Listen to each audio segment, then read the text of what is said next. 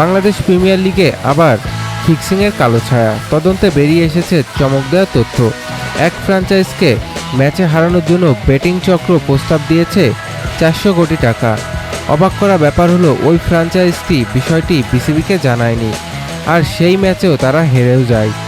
স্বাধীন তদন্ত কমিটি জানিয়েছে শুধু শেষ আসরে 36টি সন্দেহজনক ঘটনার প্রমাণ মিলেছে, যেখানে জড়িত 10 থেকে 12 জন ক্রিকেটার, এমনকি জাতীয় দলের বর্তমান খেলোয়াড়ও ও একজন কোচের নামও আছে তালিকায়।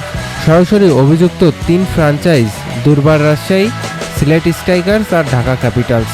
শুধু তাই নয়, গত 5 বছরে 140টির বেশি সন্দেহজনক ঘটনার প্রমাণ মিলেছে। আর বিস্ময়কর তথ্য হলো সম্প্রচার প্রতিষ্ঠানগুলোর হাতে রয়েছে বড় অঙ্কের অর্থ। বেটিং বিজ্ঞাপন চালিয়ে তারা আয় করেছে 170 থেকে 180 কোটি টাকা। এখন দেখার বিষয় এই তদন্তের পর বিসিবি কি আসলে ব্যবস্থা নেয়।